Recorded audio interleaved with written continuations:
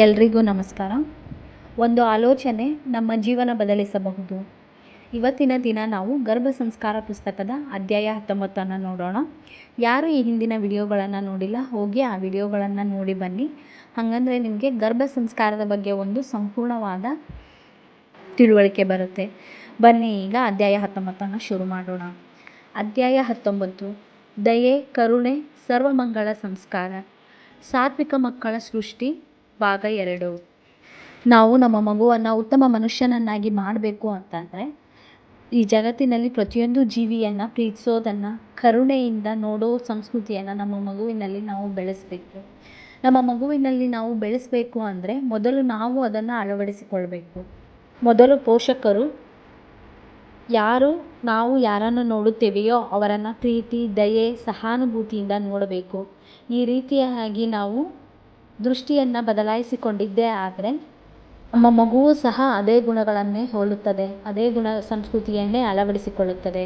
ಹೇಗೆ ನಾವು ಬೇರೆಯವರನ್ನು ದಯೆ, ಸಹನೆ, ಪ್ರೀತಿಯಿಂದ ನೋಡೋದು ಅಂದರೆ ನಮ್ಮ ಒಂದು ನೋಟವೂ ಸಹ ಸಹಾನುಭೂತಿಯಾಗಿದೆ. ಒಂದು ಕಣ್ಣಿನಲ್ಲಿ ದಯೆ, ಇನ್ನೊಂದು ಕಣ್ಣಿನಲ್ಲಿ ಪ್ರೀತಿ ಇರಬೇಕು. ನಾವು ಯಾರನ್ನು ನೋಡುತ್ತೇವೆಯೋ ಅವರನ್ನು ಪ್ರೀತಿ ಮತ್ತು ದಯೆ, ಸಹಾನುಭೂತಿಯಿಂದ ನೋಡಬೇಕು. ನಾವು ಆ ರೀತಿಯಾಗಿ ನೋಡಿದ್ದೇ ಆದರೆ ಅವರಿಗೆ ನಮ್ಮ ಕಣ್ಣುಗಳ ನೋಟದಿಂದಲೇ ಅವರಿಗೆ ಪರಿಣಾಮ ಬೀರುತ್ತದೆ, ಒಳ್ಳೆಯತನ ಕಾಣಿಸಿಕೊಳ್ಳುತ್ತದೆ. ಆಗ ಅವರೂ ಸಹ ನಮ್ಮನ್ನು ಅದೇ ರೀತಿಯಲ್ಲಿ, ಅದೇ ಪ್ರೀತಿ ದಯೆಯಿಂದನೇ ನೋಡಲು ಶುರು ಮಾಡುತ್ತಾರೆ. ಈಗ ಕೆಲವರ ಮೇಲೆ ಕೋಪ, ದ್ವೇಷವಿರುತ್ತದೆ.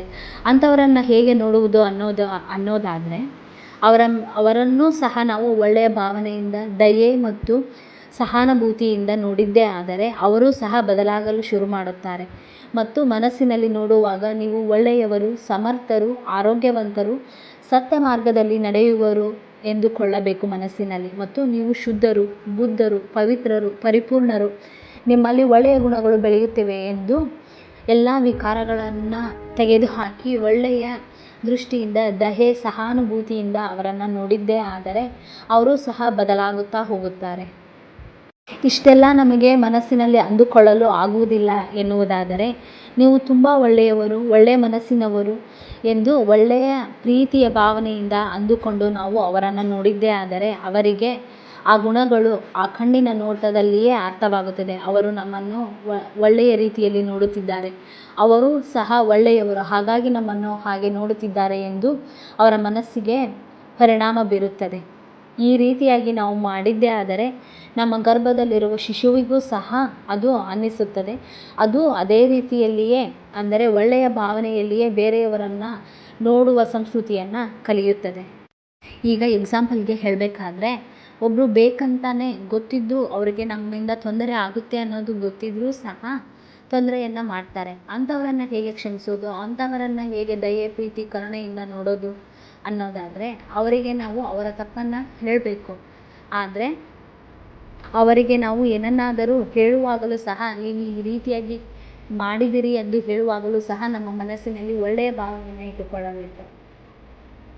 ನೀವು ಶುದ್ಧ, ನೀನು ದೇವರ ಅಂಶವಾಗಿದ್ದಿ ಮತ್ತು ನಿಮ್ಮಲ್ಲಿ ದೈವಿಕ ಅಂಶಗಳು ಬೆಳೆಯಲಿ, ನಕಾರಾತ್ಮಕ ಯೋಚನೆಗಳು ಅಳಿಯಲಿ ಎಂದು ನಾವು ಎಂದುಕೊಂಡು ಅವರಿಗೆ ಹೇಳಿದ್ದೇ ಆದರೆ ಅವರಲ್ಲಿಯೂ ಸಹ ಒಳ್ಳೆಯ ಗುಣಗಳು ಬೆಳೆಯುತ್ತವೆ. ಇದರಿಂದಾಗಿ ನಮಗೆ ಆಗಿರುವ ಕೋಪ, ಕಿರಿಕಿರಿ ಎಲ್ಲವೂ ಕೊನೆಗೊಳ್ಳುತ್ತದೆ, ನಮಗೂ ಸಹ ಸಮಾಧಾನವಾಗುತ್ತದೆ. ಇದೇ ರೀತಿಯ ಮೌಲ್ಯಗಳು ಸಹ ನಮ್ಮ ಮಗುವಿನಲ್ಲಿ ಜನ್ಮಸಿದ್ಧವಾಗಿಯೇ ಬರುತ್ತವೆ. ನಾವು ದೇವರಲ್ಲಿ ಪ್ರಾರ್ಥನೆಯನ್ನು ಮಾಡುವಾಗ ಇತರರನ್ನು ಸೇರಿಸಿಕೊಳ್ಳಬೇಕು, ಎಲ್ಲರ ಕಲ್ಯಾಣಕ್ಕೂ ಪ್ರಾರ್ಥಿಸಬೇಕು. ಇದರಿಂದಾಗಿ ನಮ್ಮ ಪ್ರಾರ್ಥನೆಯ ಶಕ್ತಿ ಹೆಚ್ಚುತ್ತದೆ ಮತ್ತು ನಮ್ಮ ಪ್ರಾರ್ಥನೆಯಲ್ಲಿ ನಿಸ್ವಾರ್ಥ ಪ್ರಾರ್ಥನೆ ಸೇರಿಕೊಳ್ಳುತ್ತದೆ. ಇದರಿಂದಾಗಿ ಬರುವ ಮಗುವು ಸಹ ಇಡೀ ಜಗತ್ತಿನಲ್ಲಿ ಶಾಂತಿ, ಪ್ರೀತಿ ಮತ್ತು ಸದ್ಭಾವನೆಯನ್ನು ತರಲು ಒಂದು ಸಾಧನವಾಗುತ್ತದೆ.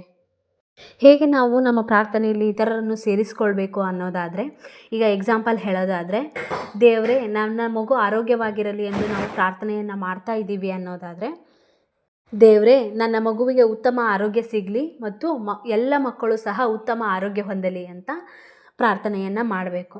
ಇನ್ನೊಂದು ಎಕ್ಸಾಂಪಲ್ ಹೇಳೋದಾದರೆ, ದೇವರೇ ನನಗೆ ಗೌರವ, ಪ್ರತಿಷ್ಠೆ ಮತ್ತು ಸಮೃದ್ಧಿ ಸಿಗಲಿ ಅಂತ ನಾವು ಪ್ರಾರ್ಥನೆ ಮಾಡ್ತೀವಿ ಅಂದರೆ ದೇವರೇ ನನಗೆ ಗೌರವ ಪ್ರತಿಷ್ಠೆ ಮತ್ತು ಸಮೃದ್ಧಿ ಸಿಗಲಿ ಮತ್ತು ಎಲ್ಲರಿಗೂ ಸಹ ಗೌರವ ಪ್ರತಿಷ್ಠೆ ಸಮೃದ್ಧಿ ಸಿಗಲಿ ಅಂತ ಹೇಳಿ ಬೇಡ್ಕೋಬೇಕು.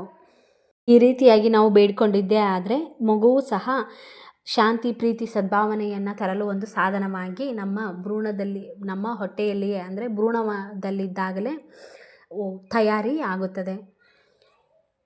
ಇಲ್ಲಿಗೆ ಅಧ್ಯಾಯ 19 ಮುಗೀತು. ಮುಂದಿನ ವಿಡಿಯೋದಲ್ಲಿ ಅಧ್ಯಾಯ 20 ನೋಡೋಣ.